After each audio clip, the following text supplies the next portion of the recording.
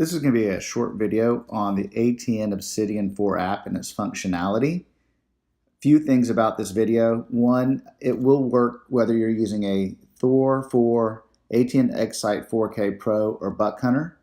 For my example, I'm using an ATN Excite 4K Pro 5x20, and the device is an iPhone 6s Plus running iOS 11.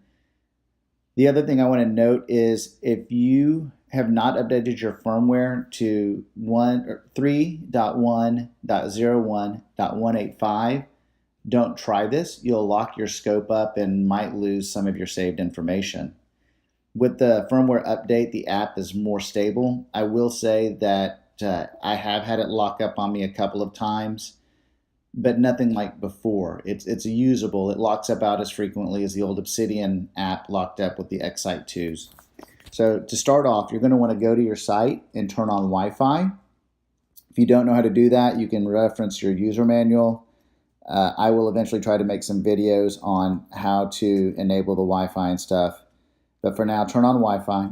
Once you have your Wi-Fi enabled, you're going to launch your settings. Go to Wi-Fi on your phone.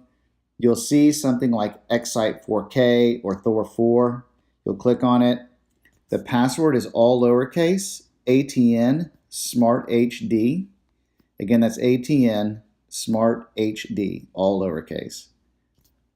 When I hit join or connect on the iPhones, you'll see that it will tell you there's no internet connection. Don't let that discourage you. That's normal. It just means that the site itself doesn't have the ability to get your phone to the internet. You are still connected to your site.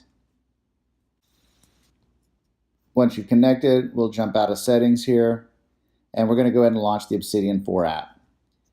I'm going to go ahead and hit connect to my device. You'll see two options, Wi-Fi and Bluetooth. Again, with the 185 firmware, mid-June 2018, the Bluetooth isn't enabled yet. So we'll leave it on Wi-Fi. Go ahead and hit your site name. It'll bring you to the shortcuts menu. Start out with, in the top right corner, those three lines. If I click on those, I have the ability to turn my site off. I have the ability to find out information about the application and my site. You can see it tells me the app version and my site firmware.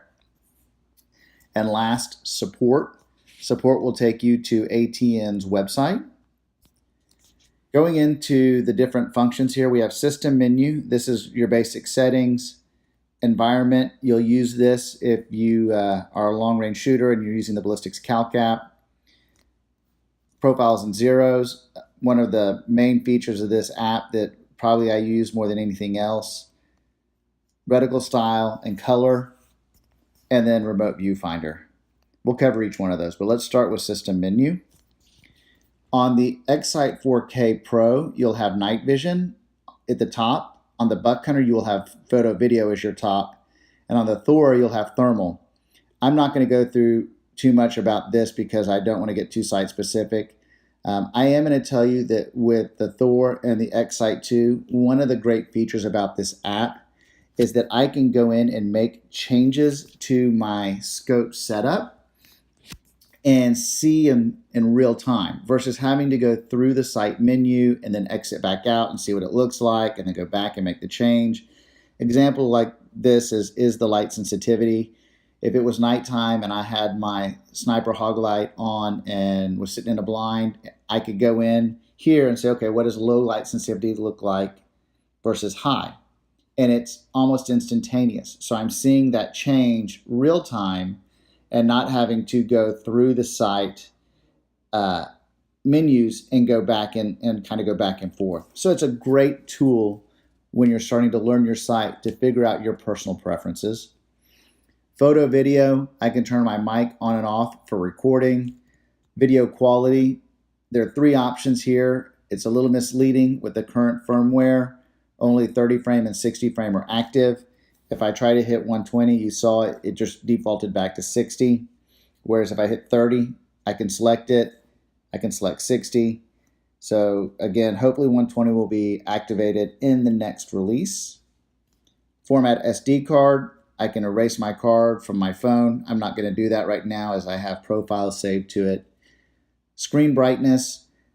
This is again is one of those features that's really nice because you can be sitting there looking through your scope and say, what does 1 look like versus 5? And it's happening real time in the scope, again, versus having to go in and out of the menus to see that. Personal preference, at night, I usually keep it on 2. During the day, I'm hunting out of blinds, so I usually keep it on 4. If I am spot and stalk and it's real sunny, I might turn it all the way up to 5. Display widgets, pretty straightforward. If you look through your site when it's from the factory, you have all those angle measurements on the sides. You have compass at the top and some other stuff. If you go to minimal, you're going to have your crosshairs and your zoom magnification, and that's it. So it's a real clean picture if you go to minimal. I don't mind the clutter. I leave it on extended. Basic settings. This is great for the first time user when you first turn it on. I can change my units from standard to metric. I can enable date and time via Wi-Fi versus manual. What this means is that when I connect my phone to the site, it picks up the time and date from my phone versus me having to enter that information manually. Wi-Fi, I have not played with this much. I know that you can rename and change your passwords. I was afraid if I did it, I would just mess it up and I'd forget it or whatever. So if you mess with it, I'd love to know what your comments are below. If it worked for you, or if it gave you problems, let us all know, please. Controller, again, Bluetooth not enabled on the 185 firmware. If you have the X-Track remote, when Bluetooth is enabled, you can tell the site the direction you've put it on your rifle so that the scroll wheel functions in a more intuitive way. Device type. This is really important. When you first get your site, or if you do a factory reset, or if you have to do a hard reboot, it will default to none. With none, you don't have the ability to see your zoom level in the top right corner, and you cannot use the ballistics calc feature. It's really important that whether you're shooting a Thor 4 or an X-Sight, you select the proper device type. Zoom, standard, and extended. I never use extended. It gets really grainy. It's kind of fun to play with. I don't remember how high it goes up, and I know it gets up above 30. So it can really zoom in, but you're looking at a pixelated image. Last is your firmware version. Again, if you needed to look it up, you could do it really quickly from here. Next, we'll go over here to environment. I'm not going to make a lot of changes here. Really what it boils down to is you can change the ballistics, or you can change the environment settings for the ballistics compensation. I can change the humidity, wind speed, and wind direction. When I hit sync, they update to the phone. Temperature, barometric pressure, and altitude all come pre-entered. I think it comes from the scope, or it's picking it up from your phone. I'm not 100% sure there. Moving on to one of my favorites is this profile. The nice thing about this is the ATN sites have the ability to create up to 6 profiles. You can create profiles in the scope, but you can't rename them. So what you end up with is something like this profile 3.265550 at 0 yards. With the app, I can go in here and I can rename that profile to something more logical.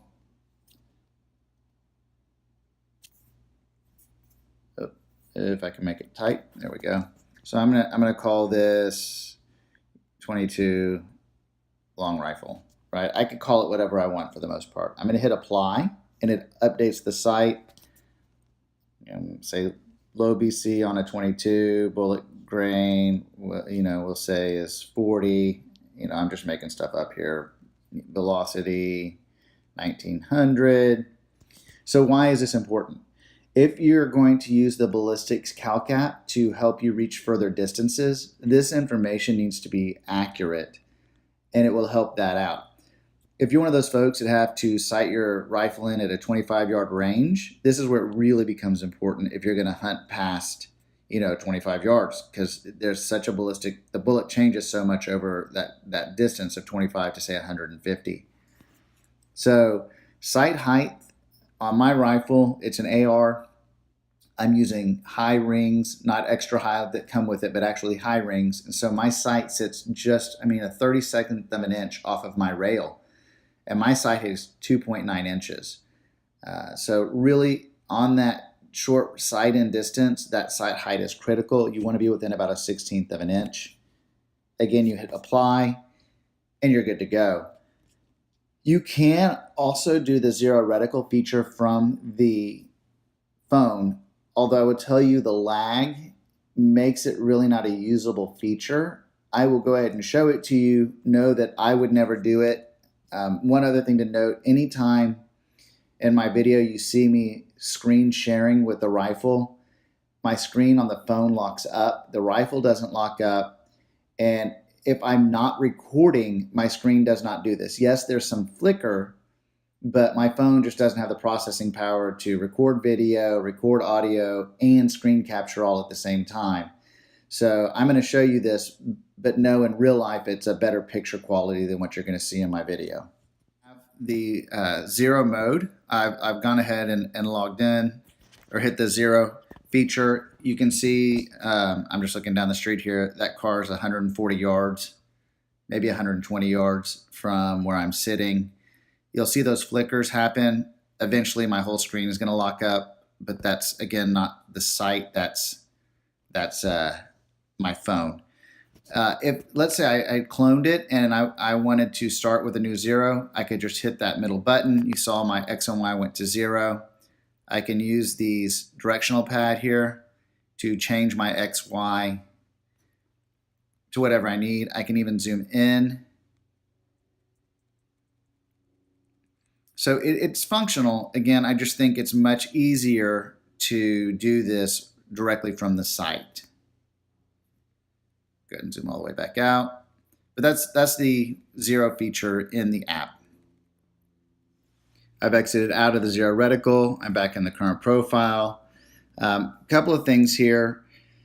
In the profile, I can rename them, but I cannot create a new one. That is something that you still can't do from the app. I actually have to go to the rifle to create and remove profiles. So just remember that if you create it, you can edit in the app, but you cannot create a new one from the app. Next, we're going to go over here to reticle style. Again, I'm going to click on this and the image may be nice and clear or it may get really fuzzy. That's a limitation of the phone. So here you can see I have the default reticle. It's red and it's just a normal crosshair. My choices are red crosshair, crosshair with a dot, this kind of T with a dot. This is really the one I prefer to use most time during, you can see there my screen flickered. Again, it would not do this if I wasn't recording, but I like this reticle in red for day and green for night. And I also like this guy over here is one of my favorites for night if I'm shooting and we're doing moving targets, just personal favorites. You can see that color changes.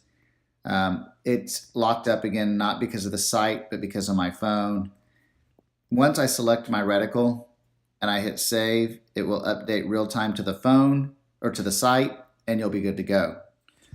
So the next setting is the Viewfinder, and I love this feature. This allows you to share the view with your phone, or share the view of the scope through your phone with one of your hunting buddies, or if you're someone who likes to have your rifle mounted to a tripod, you can literally sit back in your hunting chair and scan or leave it pointed at your feeder and be lazy about it.